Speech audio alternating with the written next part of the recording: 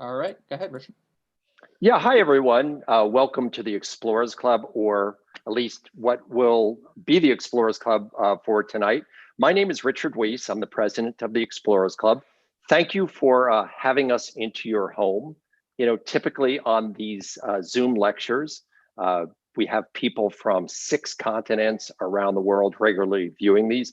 Tonight's going to be a little different topic. We're not going to be looking at lions and tigers and people who are diving to deep depths, but we are actually exploring pride. And I'll give you a little history of the Explorers Club, and that I think will lead well into the topic. You'll have to excuse during this particular lecture if you hear kids screaming, as I know in a room or two away from me, I have a very intense video game going on with my twin boys playing, and you might have some rogue cats going through the background. But you know, look, one of the to me qualities of explorers is they adapt to changing environments, and certainly during this whole COVID period we've had to adapt, and in many ways I feel that we've been able to communicate even better than before. We've been innovative. Many explorers who I'd read their names or exchanged emails, suddenly I'm seeing them on a Zoom conference. And let's face it, most of us prior to March had no idea what Zoom was. Okay, a little history for those who are viewing us for the first time. The Explorers Club has been around since 1904. Our mission is to promote exploration. And that's a pretty simple mission. If you look at the 20th century, virtually every great explorer of the 20th century was a member. When you walk into the headquarters in New York City, you'll see a plaque that said our members were the first to the North Pole, to the South Pole, to stand on top of Everest, first to the moon, first to the Marianas Trench. So we've pretty much been everywhere. So the history of the Explorers Club, as I mentioned, started in 1904, primarily by European American men.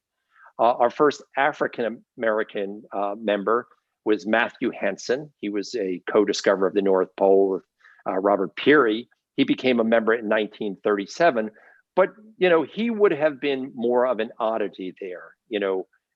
When I joined the Explorers Club in 1989, at that point, women had only been in the club for 8 years. So the idea of women in the club is relatively new. We're coming up to 40 years at the Explorers Club.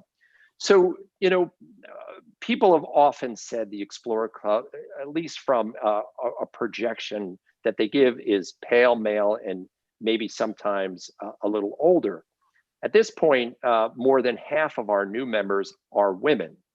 So now let me give you a little genesis about tonight's story about exploring pride. A couple years ago, one of our members, Meade Treadwell, he's a former lieutenant governor of Alaska, he's a director. He was telling me that there were so many great Native Alaskans that were doing scientific work, and that they ought to be members of the Explorers Club. And we started talking, and how could we progress this forward? Fast forward to George Floyd, and we thought, okay, the Explorers have been open to having people of different races or different, just different than probably I look to, but it really wasn't happening. We thought, okay, let's really do something. So we started something called a diversity and inclusion initiative, and currently we have a director, J.R. Harris, who happens to be African American. He is the head of that, or chair. And so, we've been examining ways in which we could make the Explorers Club a more friendly place for other people. So when people ask me, what is the goal of inclusion? It's twofold. I feel that the fabric or the tapestry of exploration is multicolored with many different types of threads, and that explorers around the world just don't look and sound like me. There are people in Asia, Africa, who have distinct points of view, and that by including them, we're also helping to promote science and exploration. And so that's a good thing. It makes us a more interesting club. It obviously promotes science, but we still had the issue of, how do I know that when someone walks into the club that doesn't look like me, that they feel comfortable? And that's some of the criticism that I received when I had spoken to J.R. Harris. He said, when he had first joined as an African-American man, he often felt like he was sort of excluded from conversations. To whether it was intentional or not intentional, that's up to one to decide for themselves. So fast forward to just a couple months ago, or a month or two ago, that we were giving our first class of grantees to our Discovery Explorers Club grant program. Know about that. The Discovery Channel and the Explorers Club have partnered. They're giving $1 million a year in grants towards explorers, which is significant. The first class of explorers, there were 5 people. And I noticed that one of the explorers lived close to me. I'd actually had seen him on Stephen Colbert's show. And so I thought, wow, this is a cool guy. I'd really like to meet him. So at that point, I called up Dr. David Harrison. And I think this is probably a good time to introduce David on there. And, we introduced ourselves, and David's a linguist and an anthropologist, does a lot of work in Siberia. And he had actually brought up the subject of diversity and inclusion at the club. And he said that it was an important issue for he and his husband. And I thought, that's interesting. And we met. I went to his house, and we socially distanced. David, I'm not sure if you remember that exactly, but we started talking about the topic, and I thought that I had never really, when we talked about inclusion and diversity, had ever really considered the LGBTQ community. I was more or less thinking race, religion, and a few other categories. And I thought, our goal should be to have the best explorers, the best scientists be able to have a platform at the Explorers Club and not have to consider anything else about them. And so David and I got together, and I'm proud to say, David, that after just really a conversation or two, we activated this. And at that point, I'll let you on. I think I still see you're muted, and I'm probably already talking too long for this introduction. Good to see you, David, even though you're only a bicycle ride away. Good to see you, Richard. Thank you so much. And I want to welcome all the Explorers Club members and friends around the world. I want to thank Richard Wiese, our president, not only for his leadership, but specifically for this diversity and inclusion initiative. It's so important. And it's something that will help the club realize its full potential as a change-making organization. Putting this panel together was a lot of fun, but it was also a challenge because LGBTQ people are not all that visible in the world of exploration. And this is something that we hope to change. We know that throughout history, there have been prominent LGBTQ explorers like Alexander von Humboldt, the aviator Amelia Earhart, astronaut Sally Ride, who may not have been recognized as such in their time. So there's a dearth of role models, but fortunately, tonight's guests are a shining example, and we're so honored to have Sylvia and Cason with us.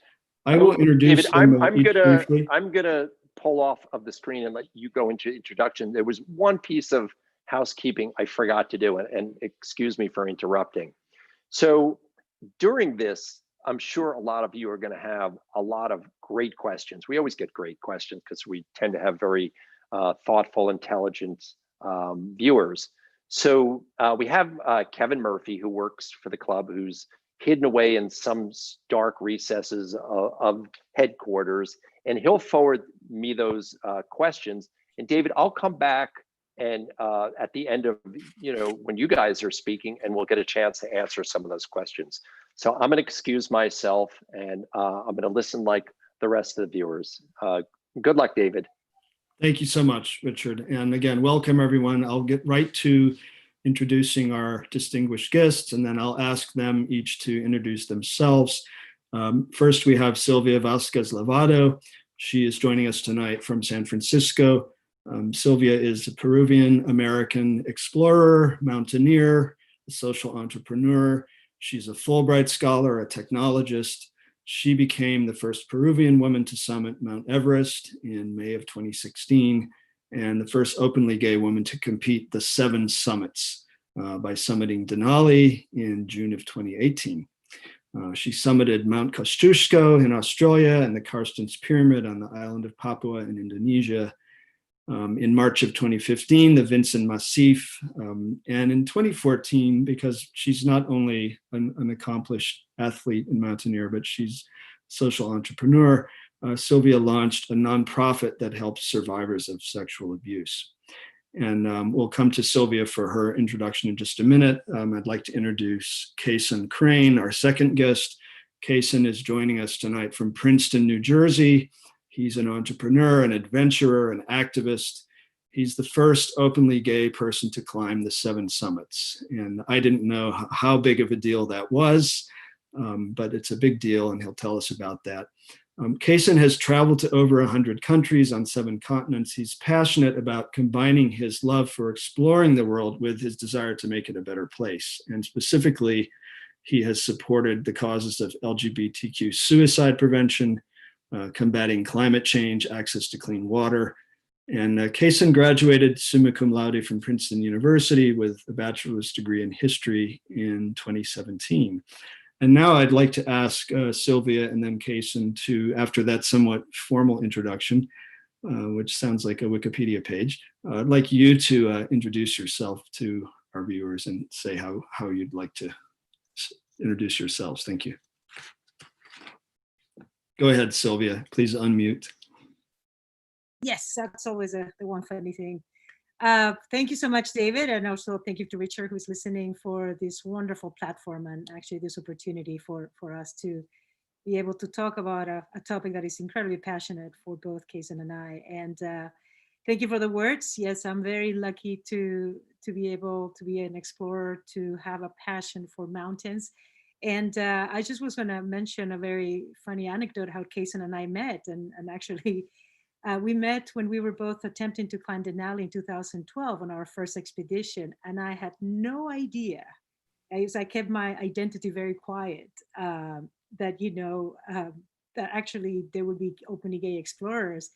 And I was so impressed about Cason's energy. And actually, he carried this massive flag compared to my tiny little, almost like badge that I had, and it was just very pleasing. And he at the time was a little bit ahead of me in terms of completing the 7 summits, but he's the one who made me come to terms that I actually had the opportunity of potentially being the first openly gay woman. And if anything, it's been a very, as a personal accomplishment, has been incredibly fulfilling. Yet, as you've mentioned, I mean, I'm making it my life mission to be able to continue inspiring others, because the benefits that I've gotten just by being in nature has been incredibly overwhelming, incredibly powerful. So I'm very grateful to be here.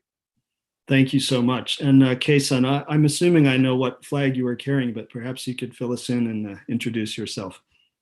Absolutely. Thank you, David. Thank you, Richard. And obviously, it's always a pleasure to be on a team with Sylvia again, because we were teamed up on that Denali expedition, the serendipitous but really fantastic, crazy coincidence that we both happened to be on the same team, and we're both openly LGBT. So I'm really, really excited to be here. I think you pretty much captured my background.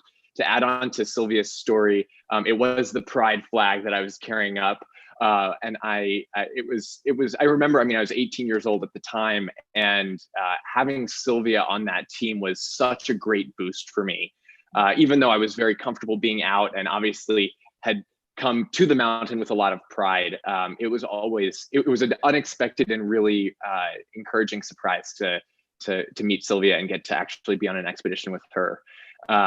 And yeah, so I don't know really what else I can add to my background, except my most recent adventure, which I'll get to in a little bit. So don't want to spoil any surprises of my own. So yeah, I'm just very happy to be here and excited. I think that the last thing I'd add just right off the bat is this is such a great event, and it's a critically important initiative, and it's really encouraging to see the Explorers Club take on diversity and inclusion in a real way.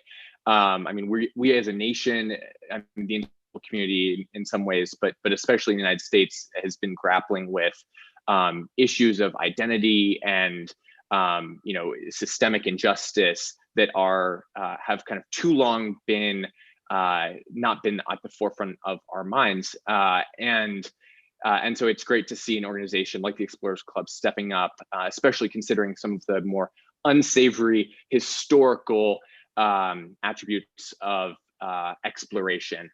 So I'm really happy to be here, and hopefully this is the first of many such sessions. Thank you so much, Sylvia and Cason. Yeah, I think we are reclaiming exploration to some extent. Go ahead, Sylvia. I think I was going to tell Kevin if he can show a quick photo I managed to find. I don't know if we can share it to everybody, but I thought it was really funny. We have a photo. Oh, there we are. Yeah, this is Jason and I when we had met on the expedition of the Nali, and his flag was it was really big, but it was great. That was the time that we did our little pride, because it was the last Saturday of June. It was a beautiful day, and so we put together the flag and we started playing some share, and yes, I think little march as well. But it was very special to have that. Beautiful. Thank you so much for that. That image is just iconic, and I hope it goes viral. My first question to myself and to the panel is about motivation. Being gay can be very motivating. I knew at a very early age that I wanted to be an explorer, and I also knew I was gay. And to some extent, I think maybe my sense of alienation from the society that I was growing up in, that was not accepting or tolerant at all, may have been a formative factor, or may have pushed me in that direction a little bit. And so it certainly gave me empathy. And now that I'm an anthropologist, I study other cultures, and I go and live with people, and that's a great skill to have. So I think I wanted to ask about your motivations. We'll go to Sylvia and then Cason. So what motivated you to become an explorer? And what do you consider your most significant accomplishment? Thank you, David. I mean, my road to really becoming an explorer was completely unexpected. I mean, I came to this country with a scholarship, to study something totally different. I started with science, but if anything, my impetus for leaving Peru was the fact that I had, as many women around the world, I had to suffer through a painful period of sexual abuse. And so I had a massive amount of trauma and shame that actually kind of was changed. I mean, pretty much, a presence everywhere in my life in Peru. And I needed to, it was affecting me seriously. So the opportunity for me to leave Peru opened up. I was very studious. And so that led me to come into this country. But yes, as we all know, we run away from our problems. They chase us. And I actually had a hard time grappling with actually overcoming my trauma. And it wasn't until I did a powerful healing meditation with my mother in Peru, in which I saw myself reconnecting to my little inner girl and walking among mountains. And it was so unique, because it had never crossed in my head, why would I even go to a mountain? Why would I do this? And so that took me to first attempting to go to the base of Everest in 2005. And the amount of connection, the amount of just safety that I felt by being in such a majestic place was so powerful. I remember when I got to the base of Everest, I climbed Kalapatar, saw this beautiful sunrise coming between Everest and Nuptse, and it was so magical that I made a promise that one day I was going to come back by becoming a mountaineer and coming back with a social cause. So it was a very unique component that started with my own personal healing. And so it just has taken me to this beautiful ride of accomplishing, of being able to not only just climb the 7 summits, but a variety of different mountains around the world. And if anything, to connect into what Cason had mentioned earlier, in my case, I was, openly gay, yet, with my culture, my very conservative family, they were not being very supportive. So my identity kind of had to be kept a little bit closeted. But it was coming across Cason and just seeing, his freedom and just, the opportunity of just speaking out your truth that opened it up for me, like, wow, okay, this is a way for me to really open myself up and actually, being able to normalize it, and especially inspire women, because unfortunately we don't have a lot of women mountaineers still, and it's also, we don't have a lot of gay women mountaineers. So we have a lot of opportunity in that degree. And so very, very unique journey on my end. Thank you so much. Same question to Cason. So what motivated you, Cason, and what do you consider your most significant accomplishments?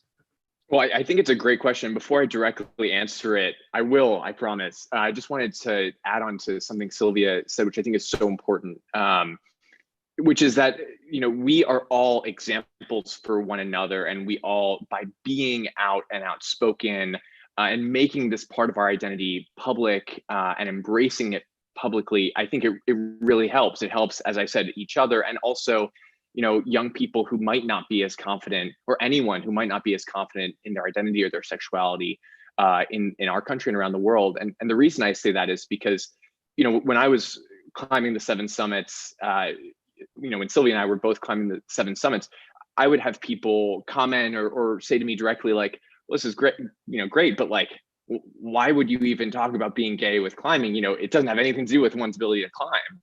And I was like, well, it's not about that. It's not meant to be a handicap or a disability or anything. It's absolutely not. And I'm sure we'll talk about that during the session tonight. But what it is it's a way to show other people and to be that kind of role model, as you mentioned, so that young people know that they too can do that if that's something that they're passionate about and want to pursue. And the reality is, representation matters. And so I just wanted to say, I just think, Sylvia, that's such a great point. And I am honestly I'm touched that I was able to have that impact on you. Back to your original question, David, about what motivated me. I was very, very, very lucky to grow up with a lot of opportunities.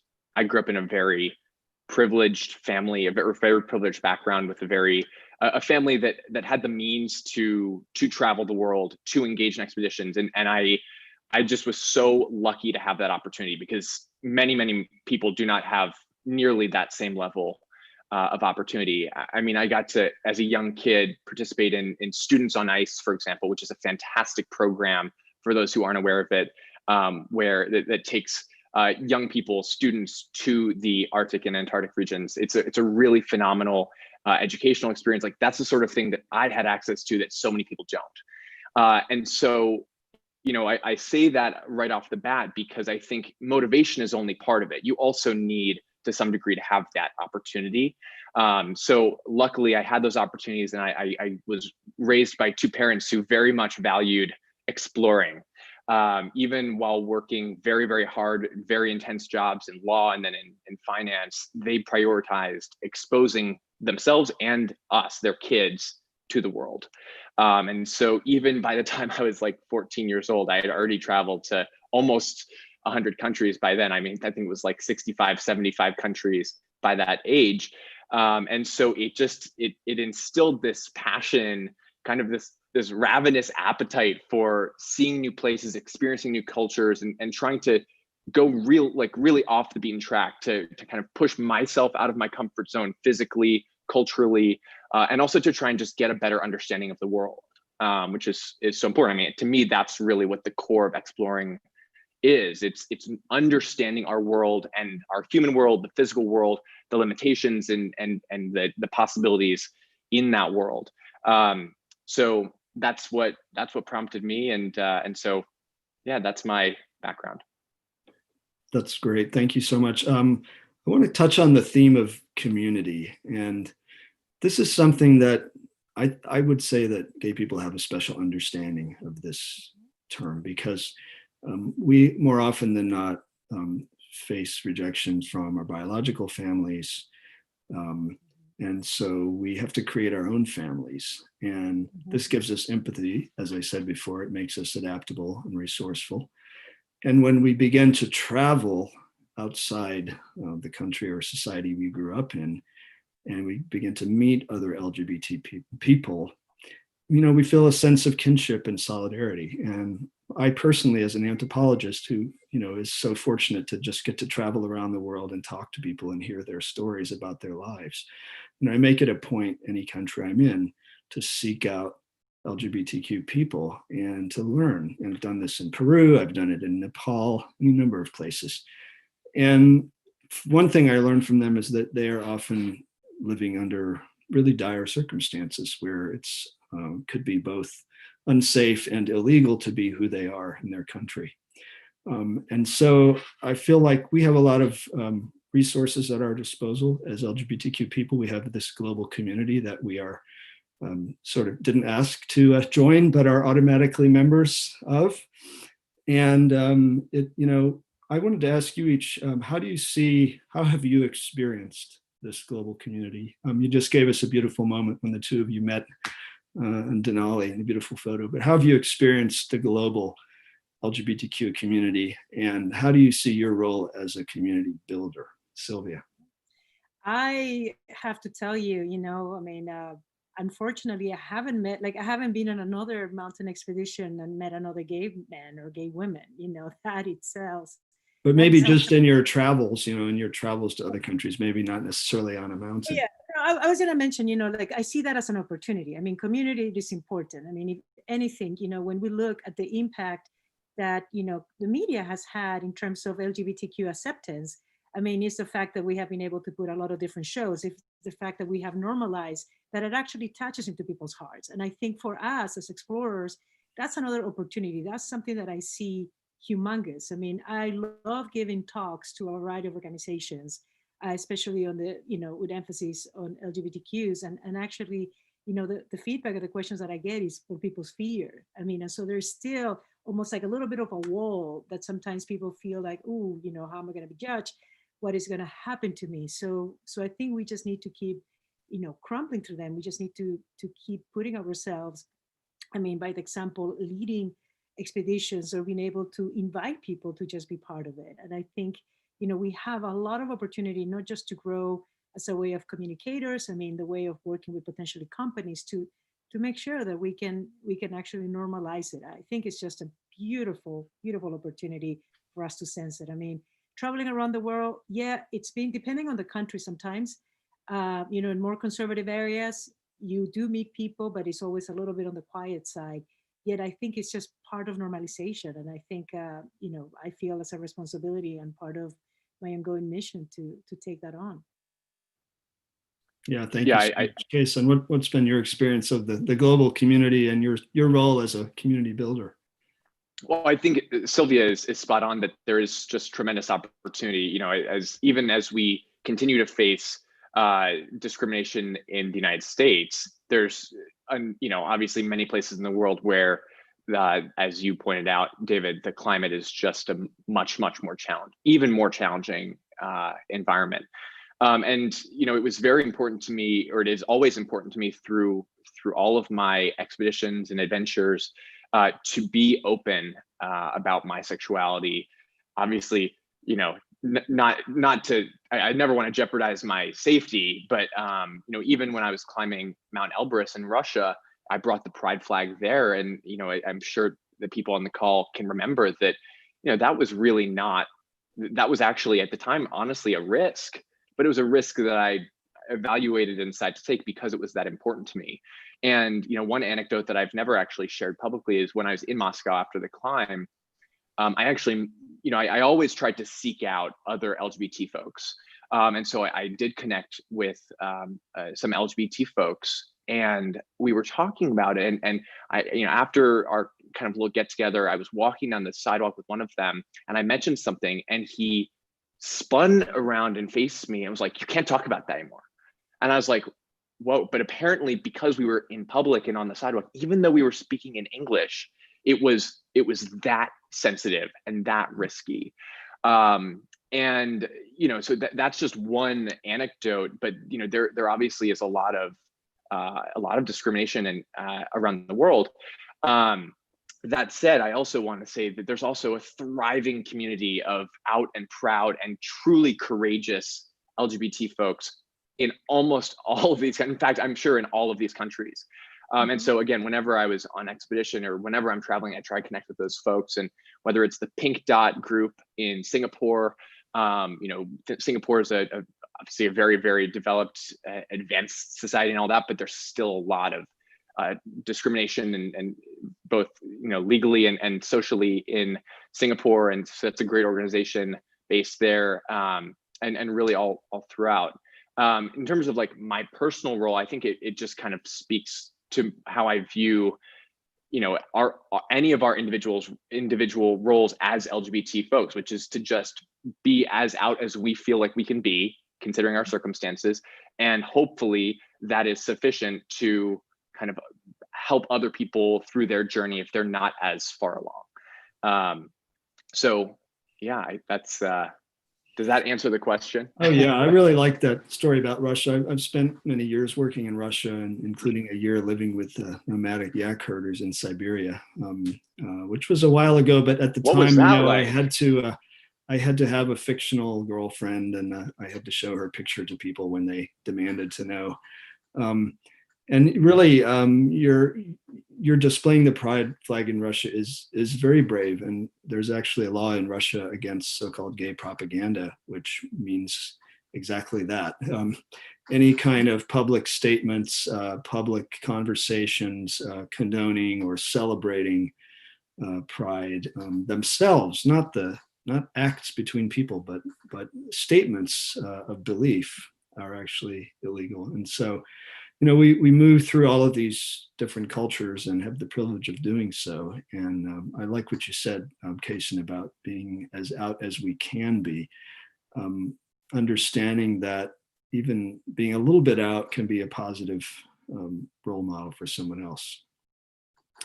One of the reasons that I'm so happy to have the two of you on the panel, besides your incredible accomplishments in climbing mountains, is that you also both are creating positive social change. And so I kind of want the vision statement. And I know that you also each have some news to share with our viewers about what you're currently up to. But in terms of the vision statement, of the various causes that you support, which one is really dear to your heart? And have you seen some progress in that domain since launching that particular effort or cause? We'll start with Sylvia.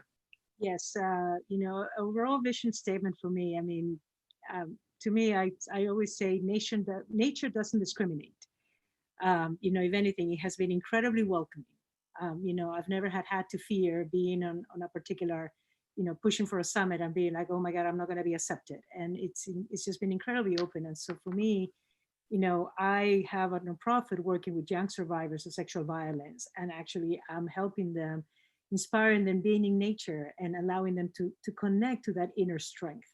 And what I have seen is that, it allows you, by discovering just your physical strength, it actually, and especially, by being, and the fact that you've done it in such a welcoming environment, which has been mountains for the most part, it actually, it can impact into many ways. It makes people a little bit more open-minded. Currently I'm starting a leadership academy in Nepal and working with survivors. We launched a couple of pilot projects, and we are hoping to allow these young women to be able to become trekking guides as a way of, doing it for a couple of years until they actually be able to find their own true calling.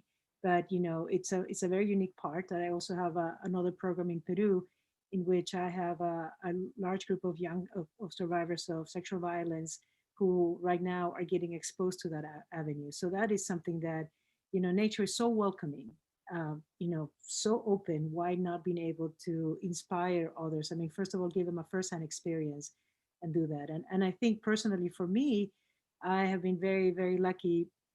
I'm actually currently working on publishing my memoir, which will be ready about a year from now. Calling the Shadow. Congratulations. Thank you. Yes, we got acquired by Henry Holt Macmillan. And last week, actually, we just optioned it for film and TV rights, which was very, very exciting. So that for me, it's, a very humble opportunity as a way that, we should be able to bring, at least in terms of my own personal journey, bring the visibility as an openly gay woman, what actually I was able to discover through this unique journey. I can't wait to see that movie when it gets made. Me too. That's awesome. And it's just so great because it helps bring your kind of leadership, you as a role model to an even broader audience, which is kind of exactly any sort of amplification like that is just so awesome for the broader community. Thank you. That's great. Congratulations. Thank you, Cason. What's the title for your memoir, Sylvia? In the Shadow of the Mountain. As of right now, though, sometimes you never know. So, we were looking into maybe having a one word, but the official title so far is called In the Shadow of the Mountain. Wow. Excellent. Thank you so much. Congratulations. Cason, I know you support a number of philanthropic causes and you work for positive social impact. What is one that is really dear to your heart? And have you seen some progress since you've been advocating for this cause? Well, yeah, so absolutely. I mean, to me, exploration has always been kind of inextricably tied to making the world a better place because, as I mentioned earlier, like it was always very apparent to me how much like unique privilege I had to even get the opportunity to be pursuing these sorts of expeditions and adventures. And so it was always in almost every case, a necessity that I try and find some way to make the world a better place as a result. And so, for example, when I was climbing the 7 summits, I used that as a platform to raise awareness and money for the major issue of LGBTQ suicide prevention, which for us, and maybe I'm not sure if everyone who's on this call knows, I mean, it's a crisis. It's a massive issue, especially in the trans community. And it's incredibly painful because no child should die from suicide. And it's that is a preventable cause of death, and everyone is a tragedy. So I was able to raise $135,000 for the Trevor Project, which is the leading suicide prevention service for the LGBTQ community in the United States. And I've continued to be engaged with them as well as support other causes. So my big news is that I just launched a company called Explorer Cold Brew. So it's a cold brew coffee company. We ship direct to consumer. We literally launched an hour ago. So you can go to our website, explorercoldbrew.com, and get some if you'd like to try it. But the reason I mention Explorer in this context is because, once again, like I didn't want to just launch a coffee company. It was important to me that we actually make the world a better place. And so that involves not just kind of the basic things like making sure we use sustainable packaging as much as possible. We have a take back program. So we allow people to send their used bottles back in so that they can be reused or recycled. And then we also, every purchase, a portion of the proceeds goes to Charity Water, which is the leading organization that is helping provide clean water to those who need it around the world. And so, certainly I don't think I can actually, it's like, what's your favorite book? Like, there's not just one issue, but certainly, as a millennial, obviously climate change is at the top of my mind. I would hope it's at the top of everyone's mind, but that's the kind of the third major issue that I personally have been very engaged in. And my entire family is very particularly engaged on that topic. But I think, to the second part of your question about progress, we've certainly seen, I think, progress on all three fronts. Thinking just about climate change as explorers, I mean, one of the things that, Sylvia and I have both, or I don't want to speak for you, Sylvia, but I would guess that you and I have both thought about is, and this is kind of a weird confluence of the issues we care about and our passion for exploration.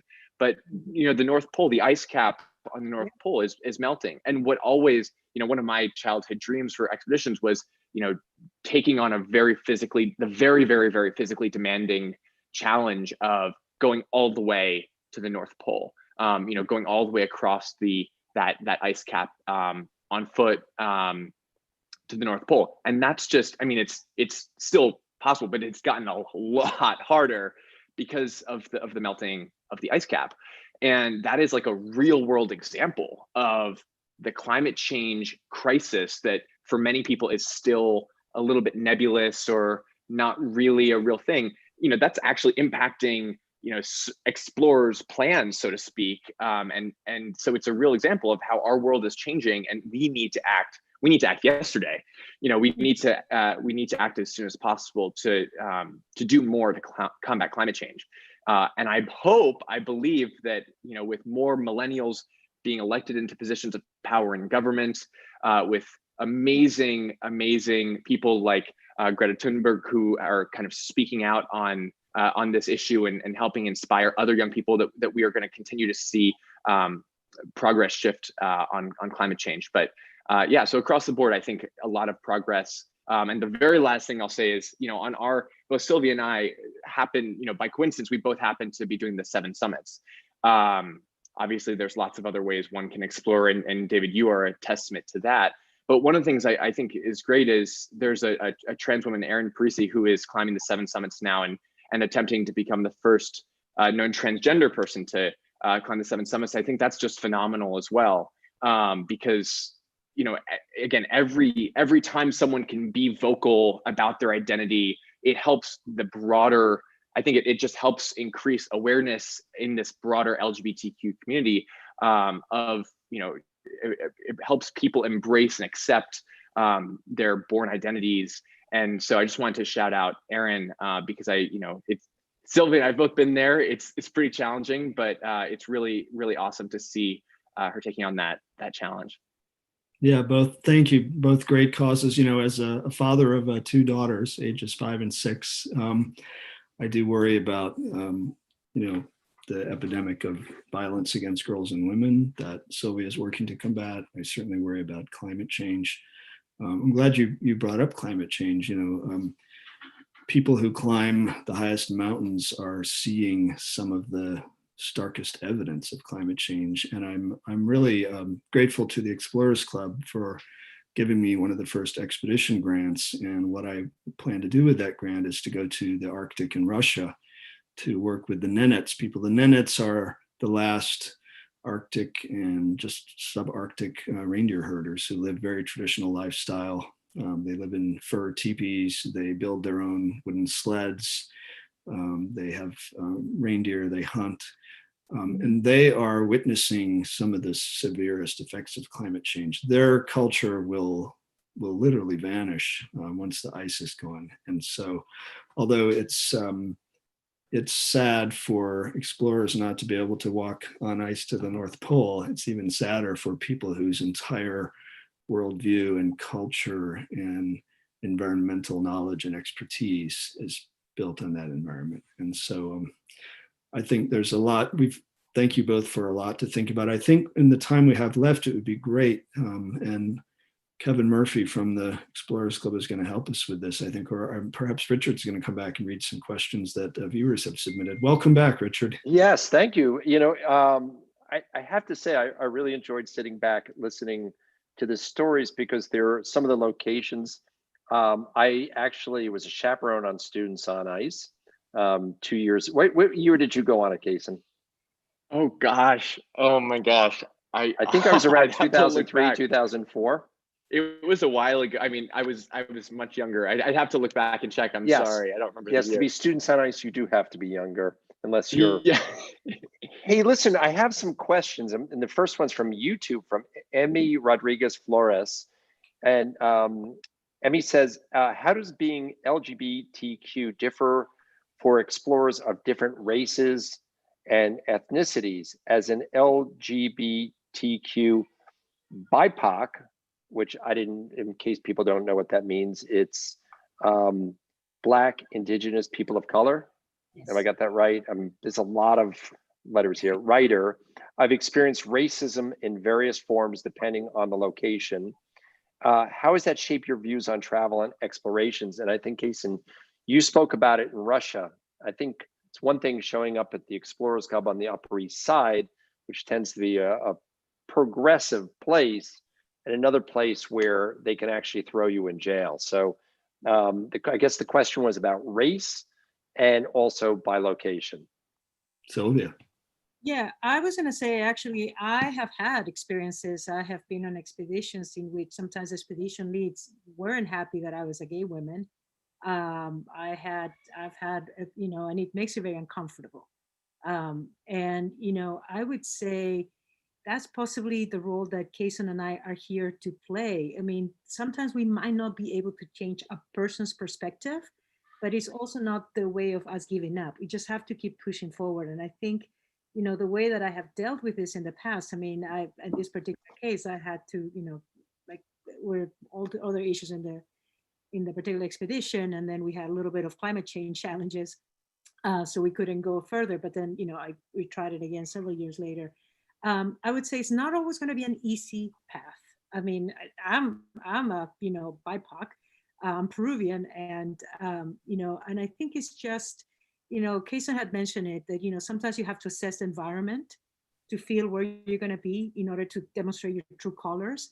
If it feels like we both did Papua New Guinea or Papua, trying to climb a very dangerous island that was very close-minded. So you kind of have to watch your whereabouts, but also you need to reach out to people like Cason and I as a way of actually how to build that sub-team. I mean, it's a combination of various factors, but yeah, I mean, like, we need to keep, I think, pioneering these opportunities, so in a way that this becomes more, people are able to actually understand and be more welcoming to us. So it's a little bit of Sylvia, it's interesting because I walk a lot with my wife, and it really wouldn't matter where we were, whether it be in South Africa or here in Connecticut where I live.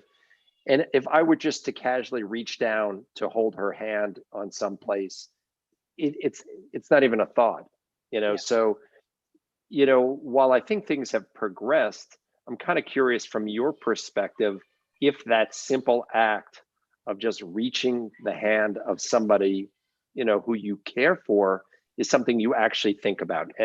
Are we alone? Can we do it? I mean, does that run into your psyche? David, I see you're nodding your head. Yeah, Oh, absolutely. Yeah, my husband and I have been together for 25 years, and we still don't enjoy the kind of straight privileges everywhere we go. So. Yep, same here, same in that situation. I have to be very careful, and especially for women at times, it's almost like if they see two women together, could be like an inclination, like, I mean, depending on some of the cultures as well, has been tricky. I mean, luckily it's about, and this is one of the things that exploration does to you. It allows you to expand your worldview. It allows you to also, from a personal level, it gives you a lot of insight and as to, how to avoid situations of danger. Cason, you on that one? Sure. Yeah. I mean, I think I would never, as someone who has very clearly benefited from his own white privilege, I would never presume to kind of speak for the experience of a BIPOC person, regardless of their sexual orientation or gender identity. But just addressing the queer part about it, or being an LGBTQ person in this world, I mean, certainly there are still pockets, even in the United States, in amongst other outdoors loving or exploration loving people in the United States, there's definitely still some discrimination and negativity. I mean, Sylvia, I can't remember whether it was our expedition on Denali or a subsequent one, because I think we both climbed Denali twice. I think it was our second one. Ironically, I think we both struggled with the subsequent ones. We did in different times. Yeah. But my second expedition, there was a group of climbers on Denali up in Alaska. Just like on my expedition with Sylvia, I had my big rainbow flag.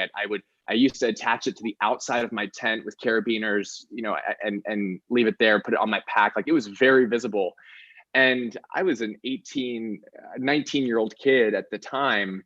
And there was a group of folks that I won't name who were climbing the mountain. And I was so excited to say hi to them because we kind of crossed paths at one of the camps, and they were not excited about my expedition. And that was a real letdown. I mean, they said some things that were really nasty, and it actually shocked me because that has not been the bulk of my experience.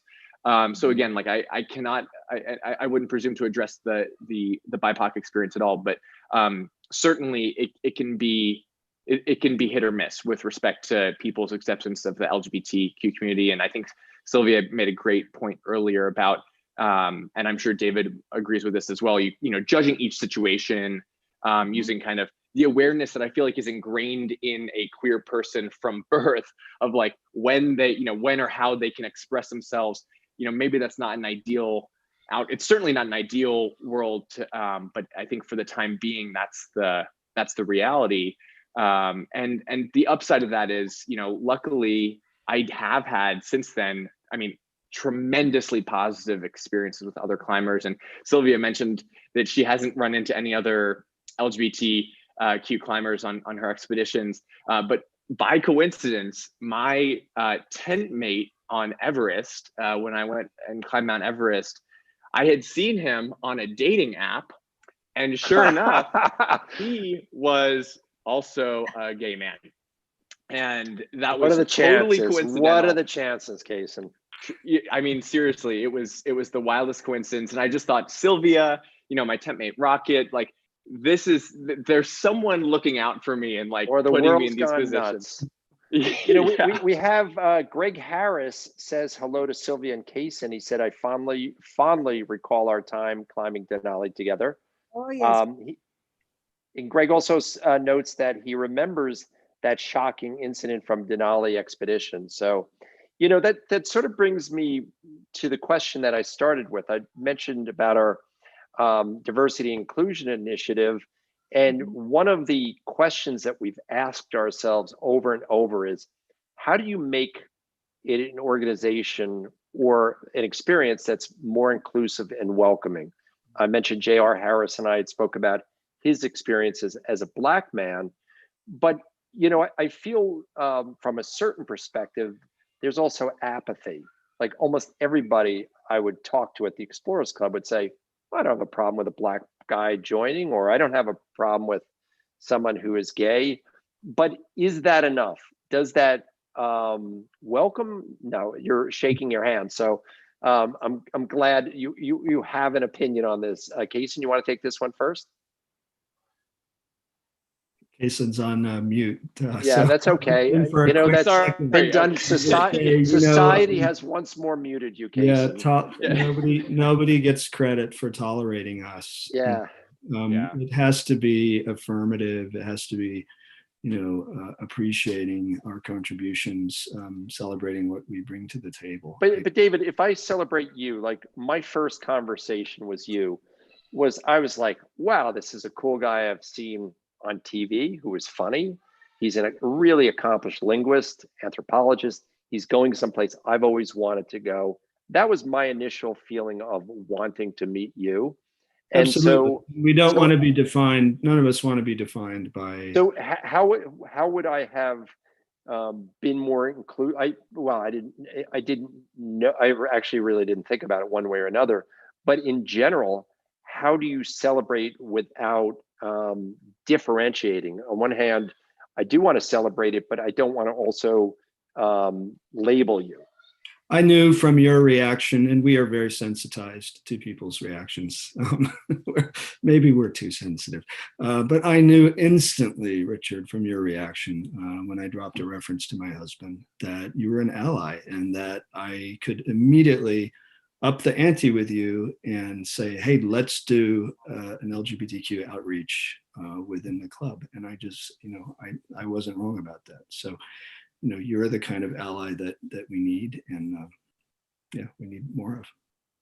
Yeah, okay. And I think it's a great question, Richard, and I think that there's a balance that we should always try our best as human beings, regardless of one's sexual orientation, gender identity, race, or anything, to meet people where they are with empathy on both sides. And so for example, there are members of my own extended family who are very religious, and that their religious belief defines in so many ways the way they view the world, the way they view other people, the way they view their own lives. And so coming into, in those relationships, of course, I will constantly, and I will always do my best to try and advance their awareness and understanding and help them along this kind of road towards progress. But I also kind of am empathetic and can accept that they've spent, many, many, many decades believing a certain thing, thinking things are are or should be a certain way, and that can be hard to kind of bring people out of. So I would say, there is a balance here where, we as the LGBTQ community should, of course, do our best to kind of encourage and push people to not just tolerate, as you said, but to actually embrace our community and us as individuals.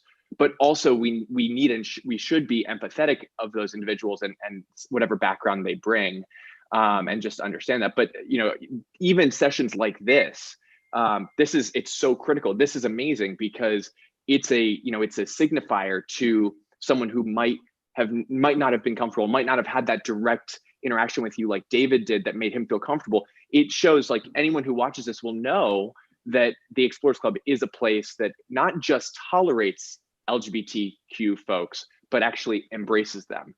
And so, this is just one example, but to continue to do this sort of engagement and build those relationships with the community, both within the club and outside the club, that's I think the best path forward. And Sylvia, it's interesting today. The Pope even made an announcement on same-sex marriage. Huge, yeah. Yeah, and Richard, actually, I just wanted to compliment what Cason just said, which is so important. I had made a note about it. I think, within the club, we're so lucky that, the quality of the explorers that we meet, incredibly accomplished people. And I think an opportunity that we definitely have is for us to outreach locally to a lot of young people. It could be within organizations, it could be within school, to get our visibility so they can see they can become us. I think that would be very exciting. I'm sure, as we were, with David, we were scrambling and being like, okay, how many of us are actually openly gay? It has never been asked as a question. So, but I'm sure if we were able to open up within the organization, that would be fantastic. They can, to have a very positive outreach that way.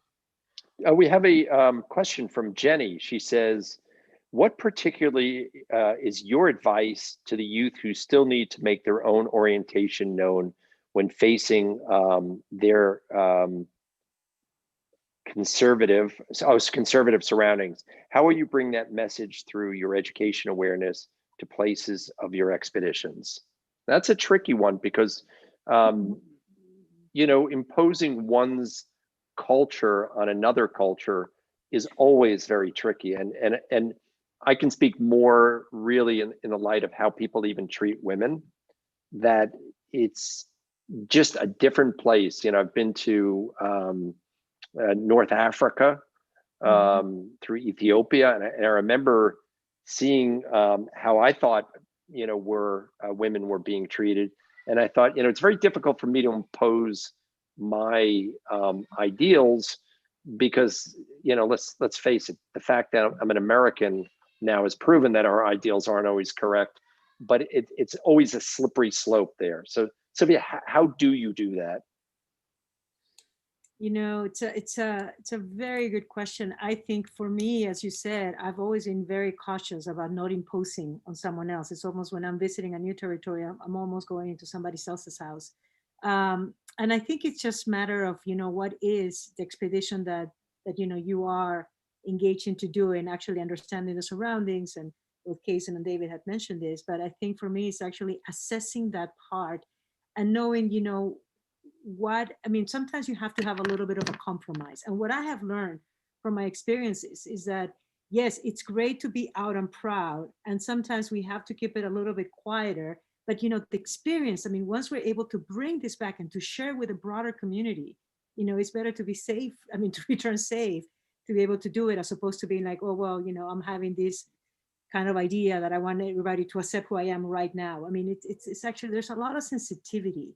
I would strongly encourage, and that's the reason Cason and I are here. We need to create more Casons, more Sylvias around the world so that they can feel strong enough. And I think the more that we can multiply ourselves, like, this is how we're going to be able to bring change.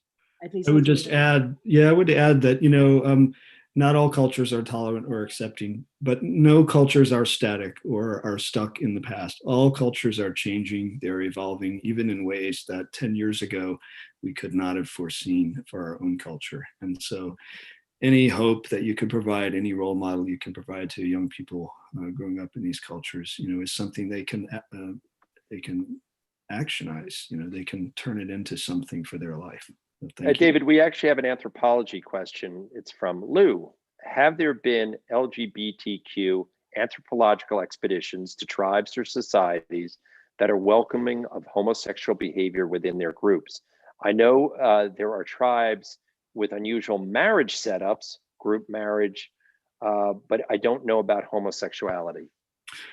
Yeah, there's a long history of the anthropological literature looking with some titillation or perhaps prudishness at cultures where same-sex relations were celebrated, were formalized. I work in Vanuatu, and there was a culture there that had very formalized system of male-male relationships and also female-female relationships. It's all been run over by the steamroller of colonization and missionization now, so there's not a lot left of that. But yeah, there are things that we don't yet know about the dimensions of the human sexuality and identity that we can learn. We are not the state of the art. We have a lot to learn from indigenous cultures about human identity and sexuality if we're willing to listen to them. I'm getting actually a question from J.R. Harris, who I've mentioned probably half dozen times. Hi, J.R. How are you?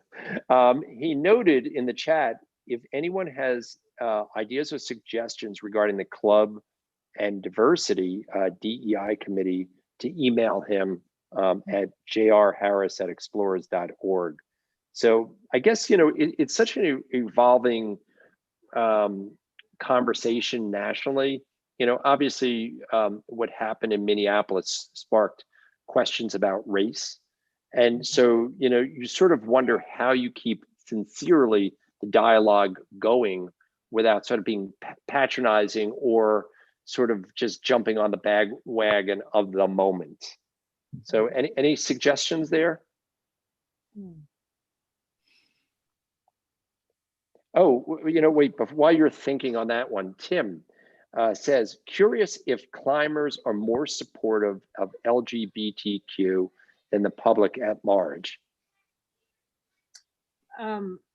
I was going to say, when we look at the statistics, there's not a lot of us out there as LGBTQ climbers. I think depending on— Well, openly, Sylvia, because I suspect in exploration is always been a place that people can invent or reinvent themselves. And so, quote, eccentric behavior can be a lot of things. So, that's sort of like the stereotypical explorer. Either you have the Indiana Jones macho type guy who, can't get enough women, or you get a very eccentric person who, is just an oddball, right? And odd can be defined in many different ways. That would be a T.E. Lawrence or a character like that. Yeah, that would be a T.E. Lawrence. Richard, from my experience, one of the things I was going to continue is that what I have seen is like by the time that you're able to push yourself into something very unique, usually the quality of people that are there for the most part, we're all are pursuing our personal dreams. And usually a lot of these are incredibly physically challenging. And so it is interesting that once you are able to be within those groups, the support is almost there. It's not so much people are judging you as much.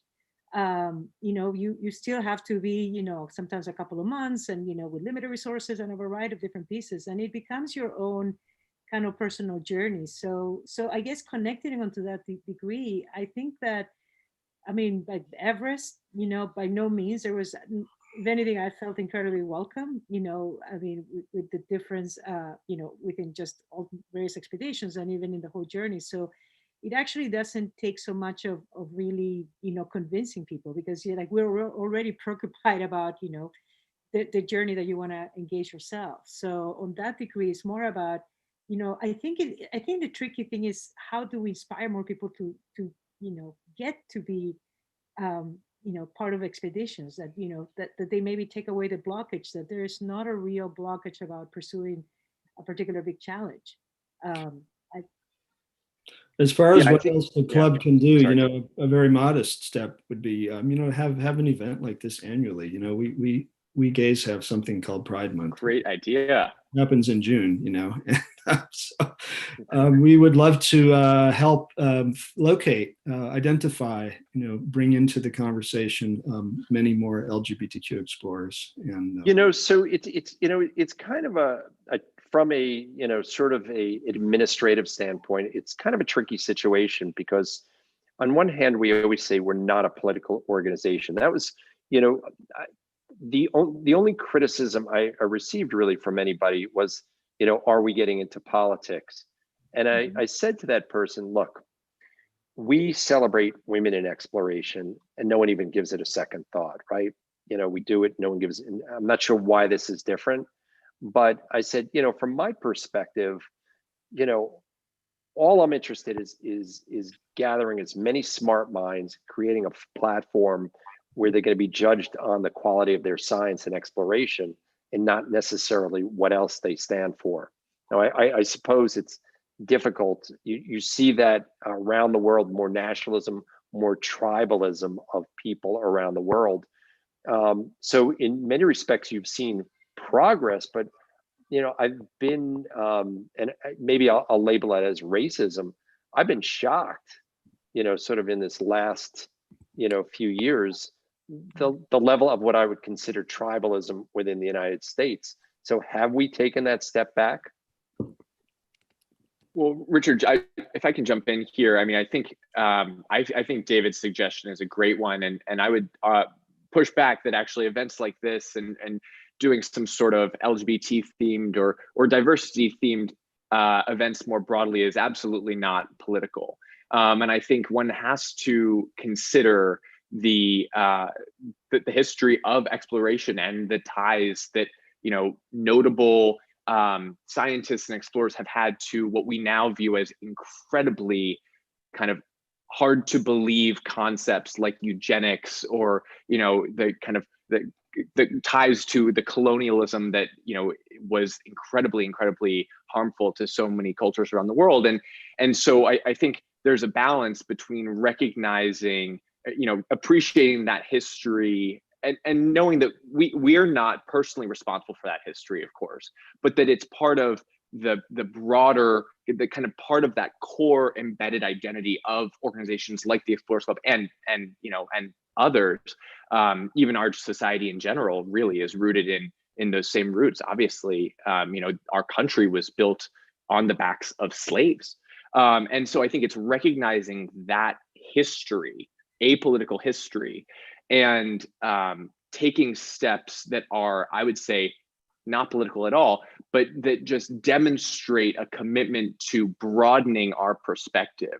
Things like this, it's just such a great, I mean, I'm just loving this. I'm loving sharing these stories. I'm loving hopefully engaging, I mean, all the engaging with people on who are submitting the questions. I feel like I could go on for hours doing this. There's just so much to talk about. And the reality is we're just LGBT folks. There are people out there who have so much to contribute, but who historically have not felt accepted in groups like the Explorers Club, something that, you know, you touched on at the very beginning. And so kind of really it's just not political at all in my view. And so I would encourage you full steam ahead. You know, this is the way, and also to be completely frank, like as the lone millennial representative of this group, I can say the reality is this is the only way to really access the explorers of the future, because my generation honestly certainly would not view an event like this as political, and in fact would view it almost as a necessity. And so I would say it's really a win-win, and that, you know, that nobody is actually really harmed by having programming. Cason, are you calling us old? Are you calling us old? No. But just recognizing that there's a bunch of kids out there who are, you know, I was so lucky to go to school with Bob Ballard's son, right? So I went to high school with Bob Ballard's son, and so I was exposed to kind of like directly exposed to some of the greats of exploration. And so, you know, we need to like mimic that sort of exposure as much as possible through engaging on social media, through events like this, going on Facebook, going on YouTube, reaching people, reaching young people, and showing them how cool it is to be an explorer, whether you're like David or like Sylvia or like yourself, Richard. Like, there's just so many ways to do it. And the more kind of a multitude, as you said, multitude of threads of different colors and backgrounds, et cetera, that you can show, the more likely you are to inspire those people to become the next Bob Ballard, or whatever they choose to do. And we're reclaiming the term exploration. It has been political, and exploration has been an instrument of colonialism and dispossession of cultures. And so it has some historical baggage. That doesn't mean we abandon the word. That doesn't mean we abandon exploration. It means that we come up with ethical standards for exploration. We reclaim the word, we turn it into something positive for the millennial generation. And, that will really bring out people's talents and energies. Thank you, David. And Sylvia, before you give the last sort of statement, I just have to tell everybody a humorous story how we met in San Francisco at an Explorers Club event. You came up with the same infectious smile that you have here, and you introduced yourself, and you said that you were the first openly gay woman to climb all 7 summits. And I remember thinking to myself, gosh, that is just really random information at the moment. But I just had this feeling that it would come into play at some point in the future, and it did.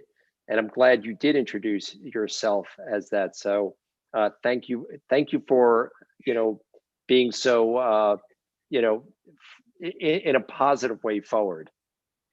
Well, thank you. I have to credit Cason from the very first time meeting him, and just he was so open. He's like, wow, carry this with pride. Yeah. So David, good luck on your expedition. I know that you're still waiting it out a little before you can go up to Siberia. Hopefully we'll get together, as we're not that far apart in Connecticut. And Cason, this is the first time I'm meeting you. It was thoroughly enjoyable. You bring an enthusiasm that the world of exploration truly needs. Exploration is storytelling, and we need as many ambassadors out there who can tell a good story. And Sylvia, thank you so much for being courageous.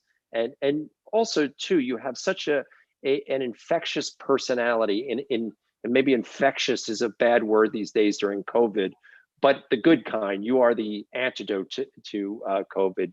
Your smile sort of makes the day feel positive. So this has You're been a super spreader of happiness, Sylvia. A super spreader. Super spreader of happiness. Super spreader of pride. Yeah, and I'd like to thank our audience, tonight too. The topic was a little different. I think that we're all better for this conversation, and let's be the change makers, the people who see the positivity of when we're a collection of different thinking, different thoughts. We're vastly more interesting as a group. So I'd like to thank you all. Have a nice rest of your evening. It's been an honor and pleasure. So good night for now. Thank you. Thank you.